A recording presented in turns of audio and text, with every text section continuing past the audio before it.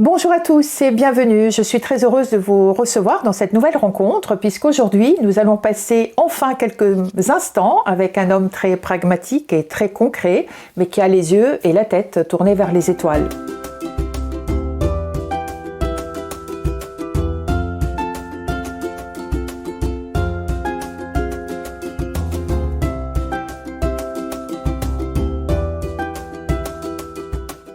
Bonjour François. Bonjour Olivia, est-ce que vous m'entendez bien? Oui, je vous entends, malgré votre Mercure rétrograde qui me met les bâtons dans les roues aujourd'hui. Je vous disais justement, nous avons eu quelques petits problèmes de synchronisation et certainement dû justement à Mercure rétrograde. C'est que Mercure est la planète de la communication en astrologie et elle est rétrograde 3 fois par an en moyenne. Elle fait des périodes de rétrogradation comme ça dans le ciel, c'est-à-dire qu'elle va dans le sens inverse des autres planètes. Elle fait des périodes de rétrogradation d'environ 26 jours, donc 3 fois par an. Et durant ces périodes, eh bien, les communications sont naturellement perturbées. Oui, nous en avons la preuve. D'ailleurs, voilà. Et nos auditeurs ont certainement compris que vous êtes astrologue. Voilà, exactement. Et donc, Mercure est rétrograde en ce moment même. Et puis, d'ici quelques jours, je crois que c'est début juin, d'ici le 4 ou 5, elle repassera donc direct. Et donc là, vous pourrez m'interviewer sans problème. Vous n'aurez aucun problème à le faire. Tout fonctionnera bien. Donc, après votre interview, je me couche et j'attends. Voilà. Alors, avant de vous présenter en tant qu'astrologue, je voulais peut-être remonter un petit peu à la source et connaître un peu mieux le petit François, j'allais dire le François qui a plongé dans ce domaine qui aujourd'hui le passionne. Comment est-ce que vous êtes tombé ou comment avez-vous atterri dans les étoiles? Qu'est-ce qui a fait le déclic? À quel moment de votre vie? J'ai envie de vous répondre un petit peu par un pied de nez, en fait. C'est-à-dire, si vous voulez remonter à la source, autant remonter à la source, je dirais, du thème astral, c'est-à-dire au moment de la naissance. Parce que pour un astrologue, le moment de la naissance, bien, c'est le moment clé, en fait. C'est à partir de là où tout va se jouer. C'est comme une empreinte, en fait, des énergies planétaires à ce moment-là. Donc, nous sommes tous imbibés, en fait, des énergies planétaires au moment précis, précieux aussi, de notre naissance. Donc, si vous voulez remonter au tout petit François que j'étais, moi, je suis né, donc, Poisson ascendant Vierge. Donc, vous avez ici des signes qui sont opposés sur le zodiaque. Le Poisson, c'est un signe un peu, très imaginatif, mystique, sensible, un peu rêveur. Et puis, à l'opposé, signe opposé sur le zodiaque, vous avez la Vierge, qui, elle, est au contraire, donc mon ascendant Vierge, du coup, qui est un signe au contraire très pragmatique, très technique, carré, précis, logique, cartésien. Et donc, c'est une signature un peu complexe, forcément. Toutes les signatures qui ont des signes opposés sur le zodiaque sont difficiles à intégrer dans une première partie de vie, parce que justement, on est tiraillé entre des énergies qui tirent dans des signes dans des directions opposées. Et puis, progressivement, lorsqu'on arrive à les faire collaborer, eh bien, on trouve son terrain d'élection. Et en l'occurrence, moi, ça a été l'astrologie, dans laquelle je retrouve à la fois l'aspect empathique, parce que l'empathie, c'est mon carburant, en fait. C'est grâce à cela que je fonctionne dans mes consultations. La sensibilité, l'intuition également, il en faut. Et puis, par la Vierge, le côté technique, cartésien, parce que l'astrologie est une science, c'est aussi un art, donc par les poissons, mais c'est aussi une science et une technique par la Vierge. Et donc, je trouve un équilibre et finalement une harmonie dans je dirais ce travail, mais c'est pas vraiment un travail, c'est une passion. À la limite, c'est une passion, presque un sacerdoce, à partir du moment où on commence à consulter. Et c'est aussi une discipline de vie, je dirais une voie, un peu, vous savez, comme au Japon, les fameux do, Aikido, Judo, je dirais l'astrologie do, c'est un peu ça, c'est-à-dire que quand vous êtes consultant, vous êtes dans une discipline de vie. Et ça se ressent énormément parce que je vous ai découvert depuis longtemps sur votre chaîne YouTube Astroscience, dans lesquelles vous avez ce côté très, très carré, très cartésien. Vous avez un rail, et moi j'aime beaucoup, je suis très sensible à ce côté carré, sérieux, entre guillemets. qui m'a beaucoup intéressée. Et votre façon d'enseigner, d'expliquer est très très intéressante. Non, mais pour rebondir sur ce que vous disiez, c'est un peu le sens de mon engagement. En fait, dans l'astrologie et surtout dans la partie formation de l'astrologie, parce que bon, donc j'ai développé toute une formation en astrologie. Donc moi, je ne fais pas des cours d'astrologie, hein, mais j'enseigne une méthode d'interprétation donc du thème astral, des cycles et des transits. C'est-à-dire que je demande à mes étudiants en fait d'avoir déjà un bagage astrologique, savoir connaître les planètes, les aspects, avoir déjà lu par eux-mêmes. Et une fois qu'ils ont ce bagage, à ce moment-là, ils peuvent venir dans ma formation. Moi, je les emmène justement à l'étape suivante.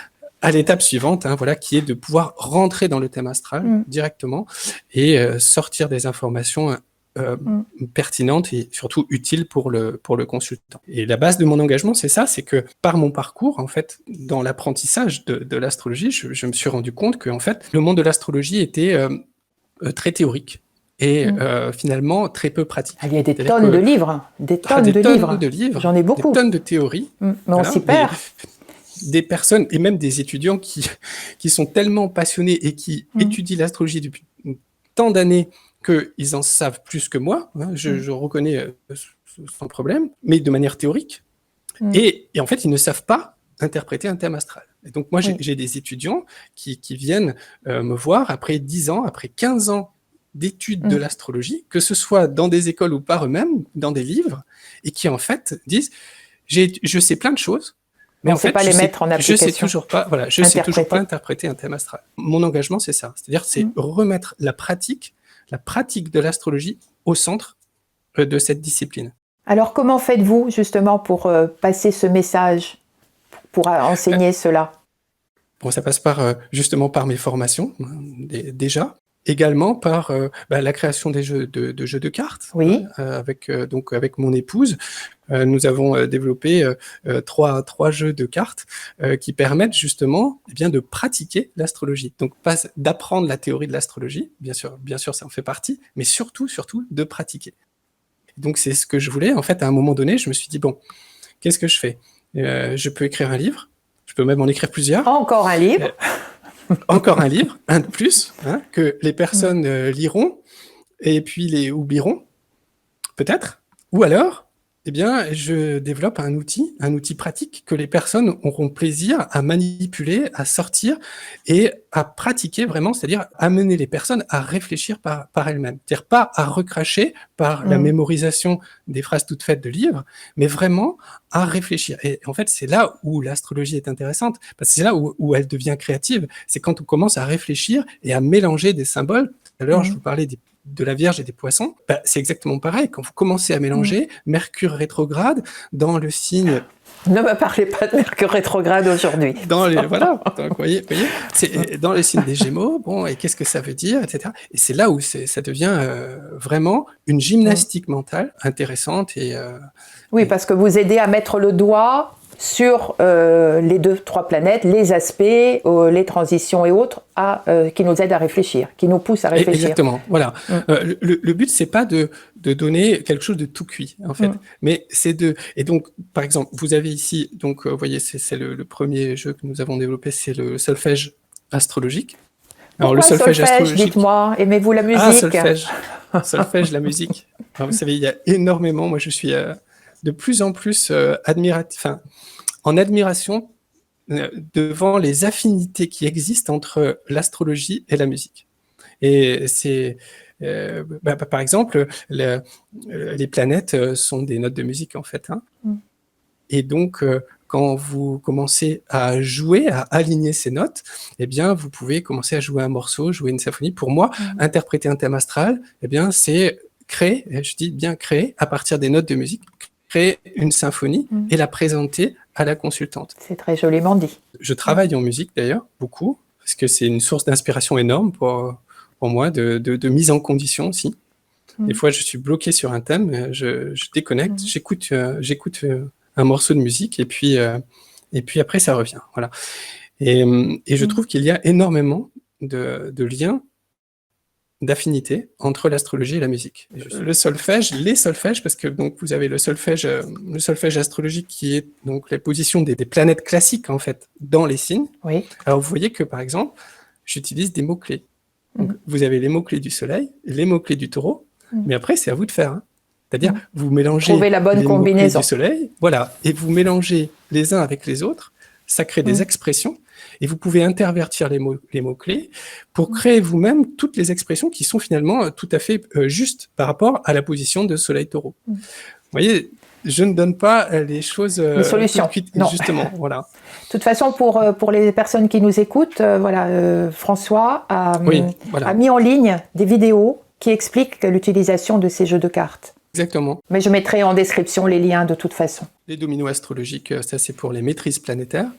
Et puis, le dernier, vous avez ici le solfège karmique. Donc là, c'est les positions karmiques en fait, hein, les nœuds lunaires, la lune noire, qui nous expliquent en fait, pour rebondir sur ce que vous disiez avant, c'est avant la source. C'est-à-dire, c'est avant le moment de la naissance. C'est-à-dire, pourquoi est-ce que votre âme a choisi de s'incarner de cette manière? Justement, j'allais dire, là, vous abordez l'astrologie à un domaine un petit peu plus spirituel, donc oui, tout à fait. Auquel vous étiez ouvert depuis longtemps, ou est-ce que c'est au fur et à mesure de votre cheminement personnel, de vos études, que vous vous êtes ouvert à ça? Oui, ouvert, oui, j'étais ouvert, je dirais quasiment dès le départ, parce que quand on commence à étudier le thème astral, on se dit, mais au fait, pourquoi est-ce que je suis né tel jour? Après tout, pourquoi est-ce que je suis poisson ascendant vierge? Donc il y a toujours cette question en arrière-fond, question dont on n'a pas forcément la réponse tout de suite, hein, mais qui vient au fur et à mesure de la pratique, parce que je pense qu'effectivement, oui, c'est graduel. D'abord bien comprendre le comment du thème astral, avant de voir le pourquoi votre âme a choisi de s'incarner de cette manière, c'est-à-dire d'où elle vient en fait. Qu'est-ce qu'elle a vécu avant et pourquoi elle a choisi de s'incarner de cette manière avec ces planètes, cette cour de récréation, cette cour d'apprentissage en fait, pourquoi? Ça c'est très important, hein. On trouve énormément de réponses justement à ce niveau-là. Ouais. Parmi vos consultants, je suppose, il y a énormément de demandes différentes. Ça peut être un thème plutôt axé dans le personnel, la mission de vie, le travail, le karmique peut-être aussi tout simplement. Est-ce qu'il y a des demandes justes? Tout à fait. La gamme pour un astrologue consultant, en tout cas, disons, mes consultants ont une gamme de questions qui est très très étendue. Hein. Donc je vais avoir aussi bien des chefs d'entreprise qui vont avoir un questionnement sur l'avenir économique à court terme de leur société. Est-ce que c'est bien de signer tel contrat à tel moment, ou est-ce qu'il y a une meilleure période pour signer ce partenariat, par exemple? Des personnes qui vont avoir des interrogations affectives, ma relation, où est-ce que ça en est? Et puis des personnes qui vont avoir une interrogation plus vaste. Tout ce qui est aussi très important, c'est l'orientation professionnelle. Hein. Ça, c'est vraiment quelque chose j'aimerais beaucoup y revenir sur cette orientation. Je pense que c'est vraiment capital. Donc, vers quoi est-ce que je peux me diriger pour exploiter au maximum mes capacités, mes aptitudes naturelles? Vers quoi est-ce que je peux me réaliser? Et puis des interrogations sur qui suis-je, tout simplement. C'est-à-dire que j'ai énormément de respect pour des personnes qui ont un certain âge et qui viennent me voir en me demandant, j'aimerais savoir qui je suis. C'est fou. Mais ça demande une humilité. Et en même temps, vous voyez, alors que par exemple, une personne de 25 ans ne va pas forcer, certaines, et c'est très bien, mais à 25 ans, elles vont avoir beaucoup d'activités, elles vont avoir des questionnements peut-être d'orientation matérielle. Et puis d'autres qui, peut-être à 50 ans, à 60 ans, vont se dire, mais au fait, qui je suis? Et ça me touche énormément. Donc ça, c'est un moteur très fort pour moi d'empathie pour accompagner, pour aider ces personnes, pour dire, mais vraiment, voilà, il n'est jamais trop tard parce que, en fait, l'âme suit son chemin et on peut très bien trouver sa voie à 50 ans, à 60 ans et réaliser quelque chose d'extraordinaire à ce moment-là. Et puis si c'est pas encore le cas, il y a une expérience qui va être essentielle à vivre à ce moment-là pour la suite du parcours de l'âme. Vous voyez, des choses qui peuvent être très matérielles, très très très concrètes, et puis des choses qui peuvent être très spirituelles. Et tout cela toujours par écrit. Toujours Et tout beau. cela, D'ailleurs, toujours ça par demande écrit. beaucoup de courage, je trouve, parce que vous laissez quelque part une trace. Il y a beaucoup de personnes qui pourraient parler, et tout est tracé, donc... Moi, j'ai pratiqué tout. Je pense pouvoir dire que j'ai pratiqué tous les types de consultations, c'est-à-dire en direct, sans préparation, avec préparation, en cabinet, par téléphone, en me déplaçant, en recevant, des créneaux j'avais même des fois des créneaux de 20 minutes, vous voyez. Vous avez 20 minutes? Oui, oui, oui, parce que j'ai des personnes qui attendent derrière, sans préparation, ça va très très vite. Donc j'ai pratiqué vraiment Là, vous ne tous deviez les pas être types. très heureux, hein, je pense. Oh, Dans le petit créneau de 20 minutes, vous aviez peut-être tellement de choses à dire que ça devait être très frustrant. Ah, ouais, ouais. Mais ça oblige justement à aller vraiment au cœur des choses, quoi. Voilà, à aller vraiment au cœur des choses pour, ça, c'est un gros travail. C'est vrai qu'on peut se perdre. C'est fascinant, un thème astral.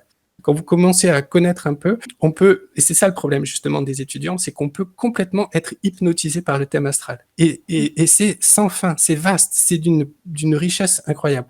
Seulement, vous avez un temps limité et vous devez aider la personne. Donc, comment est-ce que vous allez cerner ce qui est essentiel et comment vous allez toucher ce point sensible? C'est ça le véritable challenge de la consultation. Mais c'est vrai que par écrit, je trouve que j'ai trouvé, en tout cas, un fonctionnement qui me convenait et des retours de mes consultants étaient vraiment le plus efficace. Parce que le choix des mots est très important pour un astrologue. Les mots sont des outils. Hein, c'est grâce aux mots que vous allez pouvoir aller toucher le cœur de la personne, franchir des barrières, des défenses de Mercure justement, de l'esprit, qui va dire non, non, ça, je trie, non. Donc il faut aller au-delà pour toucher la personne.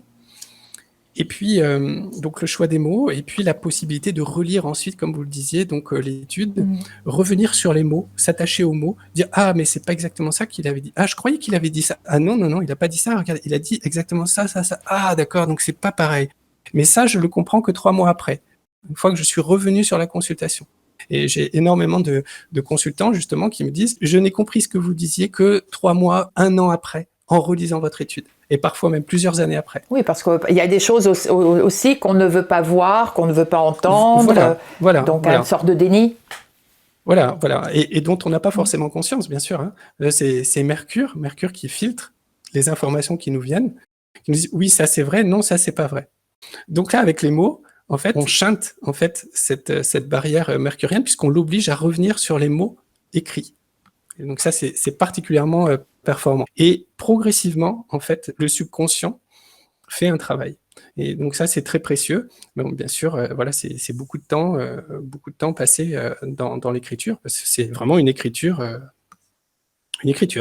Certes sur ordinateur, mais quand même une écriture.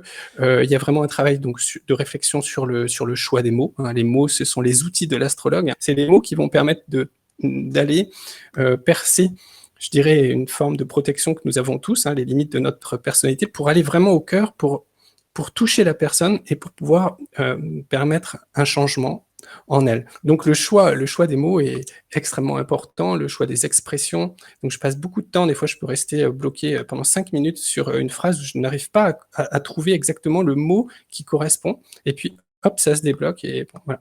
C'est pour ça peut-être aussi que vous essayez par rapport, je ne sais plus si c'est votre site ou votre chaîne, l'un des deux, je crois que c'est votre site perso à vous, professionnel, dans lequel vous proposez justement certaines lectures. Il y a le domaine professionnel, l'affectif, je crois, oui. Voilà, pour pouvoir vous focaliser sur un point bien précis.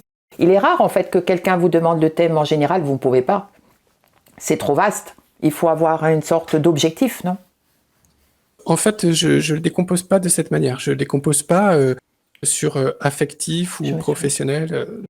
Plutôt en disant, voilà, est-ce que c'est le thème astral que vous voulez, dont vous voulez l'étude, c'est-à-dire c'est un retour à vous, c'est-à-dire qui vous êtes, et quelles sont vos voies d'évolution, votre potentiel. Donc ça, c'est vraiment le thème astral. Ça, c'est une étude. Où est-ce que vous en êtes à l'échelle de votre vie? Ça, c'est une autre étude. Là, ça permet de repositionner la personne sur le cours de sa vie. Vous voyez, ça c'est important, savoir où j'en suis dans ma vie. Et puis il y a l'année à venir, où là on regarde plus en détail eh bien, les tendances, les bonnes périodes, les périodes plus difficiles, quel est le sens de ce que vous allez vivre pendant l'année à venir. Bien sûr aussi, il y a l'orientation professionnelle. Ça, c'est vraiment aussi, je dirais, autant je me suis engagé sur la formation pour mettre la pratique au centre de l'astrologie, autant dans mes consultations, ce qui est toujours, enfin, j'ai toujours, comment dire, pas une attention particulière, mais un lien particulier avec les personnes qui viennent me demander leur orientation, et quel que soit leur âge, parce que ce sont des orientations pour des enfants, c'est-à-dire des adolescents, pour des jeunes adultes, 18 à 25 ans, jusqu'à 30 ans, et puis mais des réorientations pour des personnes qui justement ont passé 40 ans, 45 ans ou plus, et qui demandent l'orientation. Donc, vous voyez que l'orientation, elle change en fonction des âges. Et je pense que si chaque personne, on demande souvent comment est-ce que je peux améliorer la société, on cherche justement en ce moment particulièrement, à sauver le monde, en fait, parce qu'on sent bien que ça va pas. Et je pense que la meilleure manière de chercher à sauver le monde, c'est justement d'essayer d'accomplir son propre potentiel. C'est-à-dire que plutôt que de s'agiter à l'extérieur sans savoir vraiment qui l'on est, ni pourquoi, ni ce pourquoi l'on est fait, on fait du bruit, on s'agite. Je pense que le meilleur service que l'on peut rendre, je dirais, à la planète et à l'ensemble, à l'humanité, et peut-être même à l'univers, eh bien, c'est d'essayer de chercher vraiment sa voie et de s'aligner sur son potentiel. Et si chacun était aligné sur son potentiel, vous imaginez, le monde serait déjà dans un progrès, dans un respect de son environnement extraordinaire, et puis chaque personne individuellement eh bien, serait épanouie. Et donc ça, je pense que c'est vraiment, si vous n'avez pas encore trouvé ce que vous devez faire, eh bien, vous devez chercher. Voilà. Et tant que vous ne l'avez pas trouvé, continuez à chercher, voilà, jusqu'à le trouver. Et pour mieux chercher, vous pouvez faire appel à François. Ah oui, bien sûr, parce que... D'ailleurs, je pense que vous aurez mon thème bientôt à étudier. Bon. Avec plaisir. De toute façon, on peut le faire dans le désordre, par rapport à l'ordre que vous avez cité, le thème astral, qui suis-je, où en suis-je, et l'année suivante. On peut le... Tout à fait. Et moi, j'ai des personnes qui viennent parce qu'elles ont d'abord une interrogation pratique à court terme, et puis de cette interrogation, étrangement, on fait le chemin inverse. Mais ah oui, alors vous m'avez expliqué ça, d'accord, donc très bien. Mais en fait, vous m'aviez aussi dit que je commençais un cycle. Alors ça, j'ai pas bien compris parce que pourquoi alors eh bien, donc parce que à l'échelle de votre vie, vous en êtes là. Ah d'accord. Mais alors, et ça amène à nouveau des questions sur. Mais au fait, qui suis-je et quel est mon potentiel? Puis on peut partir aussi de l'inverse, bien sûr, ce qui est plus logique entre guillemets, mais en fait chaque cas est particulier. Question pratique, combien de temps vous faut-il pour, à partir du moment où quelqu'un fait appel à vous, pour que vous rendiez l'étude? Ah, vous voulez dire le délai ou le temps de travail? Les deux, vous pouvez dire, les deux. Je crois que votre carnet est bien rempli. Oui, il faut s'armer de patience. Moi, disons que c'est dans le mois, en fait. Donc, moi, j'ai des ouvertures. J'ai une ouverture de mon formulaire de consultation qui se fait en début de mois, chaque mois. Oui. Parce que j'ai tellement de demandes que j'avais 6 mois de consulte. Donc, je pouvais pas, parce que c'est une charge trop lourde. Vous avez un seul cerveau. Et voilà. Et au bout d'un moment, de toute façon, il faut arrêter. Donc, il faut couper pour pouvoir éponger 6 mois de consultation. Donc, c'était pas possible. Donc, j'ouvre maintenant mon formulaire au début de chaque mois. Donc, ça, c'est une date qui est publiée sur mon site avec une heure. Parce que figurez-vous que je suis très rapidement complet. Donc, il faut vraiment se connecter à l'heure. En général, c'est toujours un dimanche. Et donc, voilà. Et réservez votre consultation. Et ensuite, donc, je réalise la consultation sur le mois. Pendant le mois. En fonction de l'ordre d'arrivée de... Voilà. Et pour chaque consultation...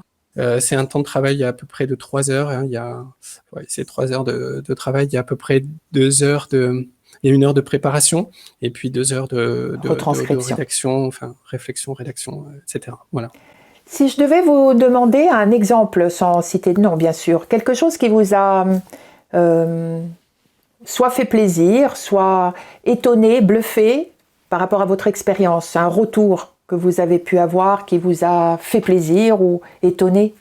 En toute simplicité. En toute simplicité.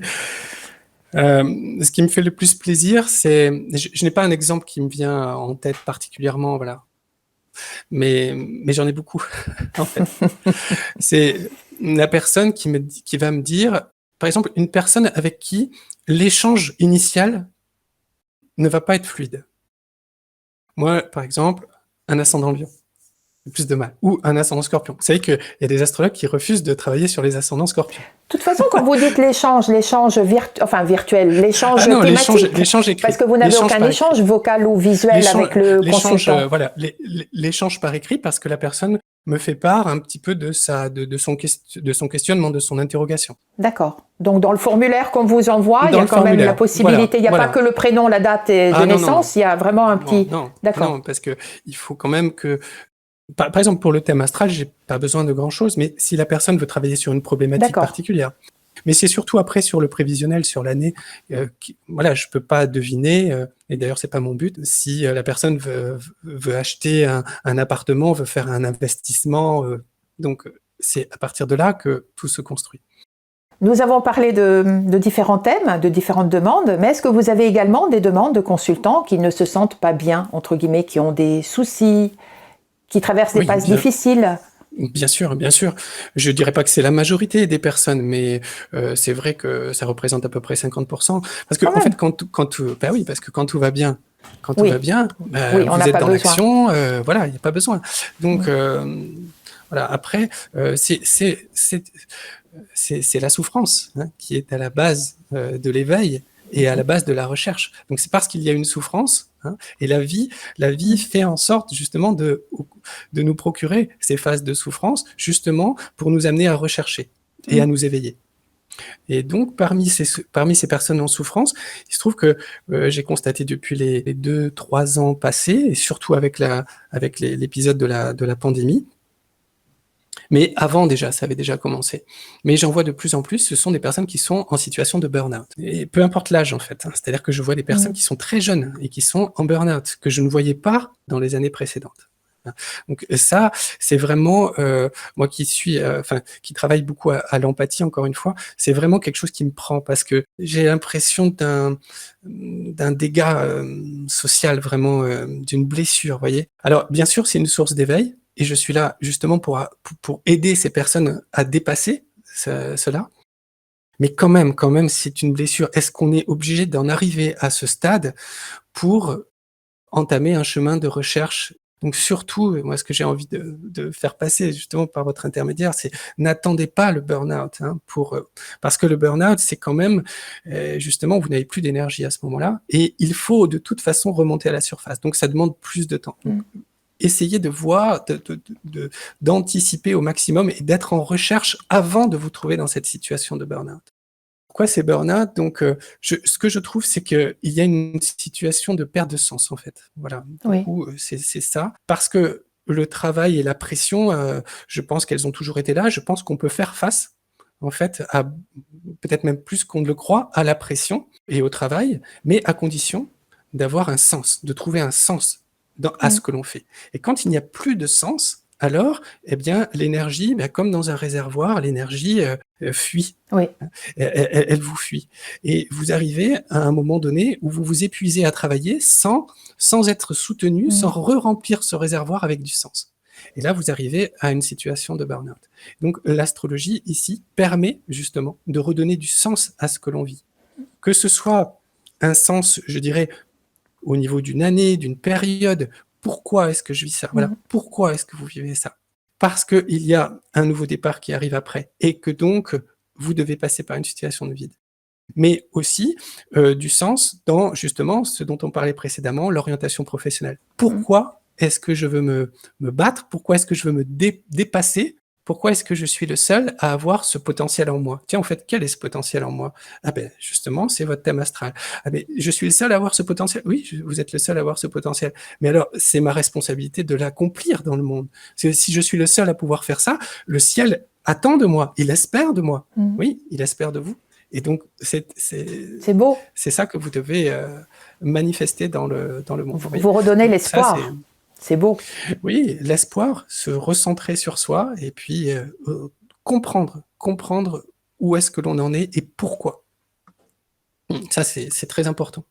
Vous parliez à l'instant de tendance professionnelle, j'allais dire, et j'avais été très bluffée par une vidéo que vous aviez faite d'une jeune adolescente et vous expliquer Oui. de façon mais tellement pratique. Ça avait l'air tellement simple, mais en même temps tellement logique que j'ai été vraiment bluffée par, par tout ce que vous avez dit. Et j'invite vraiment les personnes à découvrir vos vidéos. Je mettrai la chaîne de François ainsi que son site en description.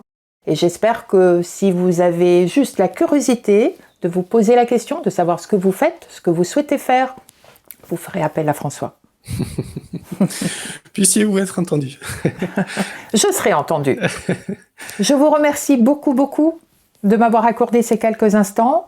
C'est Je moi qui sais vous que remercie, c'était Olivia. une Merci première. Malgré Mercure, on y est arrivé.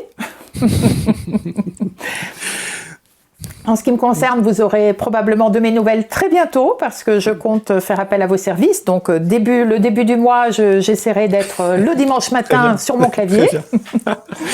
Très bien. Et puis, Ce sera avec plaisir, Olivia. Et je vous remercie beaucoup pour votre invitation. Je vous en prie. Je vous donne rendez-vous très vite pour une nouvelle rencontre. À bientôt.